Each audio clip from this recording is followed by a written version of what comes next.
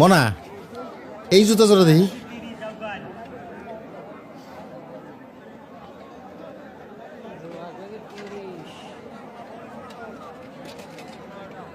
এই জুতার নামই তো খোকাই কইছিল।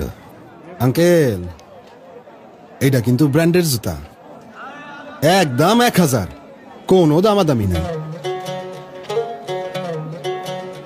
কও কি এই 1000 টাকা তো কোপায় নিছে? বাবারে, আমি 300 টাকা দিব।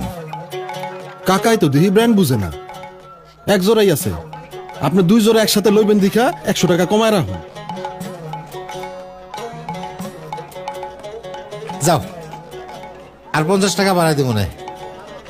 তুমি দিয়ে দাও তো না? হ্যাঁ, পিচ্ছি, এটা ওটা। পুটি আর ইলিশের দাম কি এক হয় কাকা?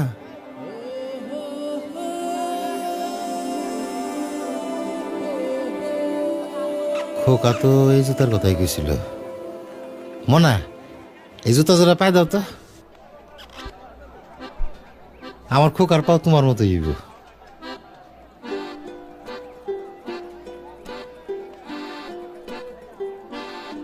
আমার খোকায় পাইছে আবার ওর মায়ের রং, খুব মানাইব। পায়ের রং দিয়ে আপনি কি করবেন? পায়ে তো লাগবো মোজা। ও ও, মোজার কথা তো মনেই নাই। দেও না, এক জোড়া নতুন মোজা দাও। আমার খোকারে লাগবে একেবারে সাহেবের বাচ্চা গো মতন। এই 2 জোড়া এক লগে প্যাকেট কর। না না, 2 জোড়া না, খালি ওই খোকার জুতাটা প্যাকেট করো।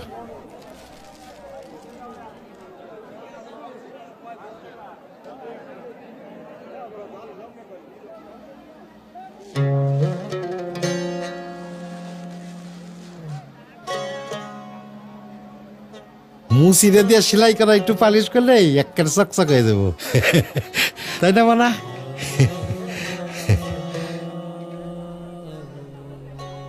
এই যে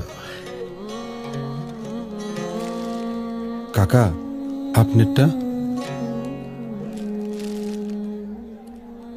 বাপ হও তখন বুঝবা।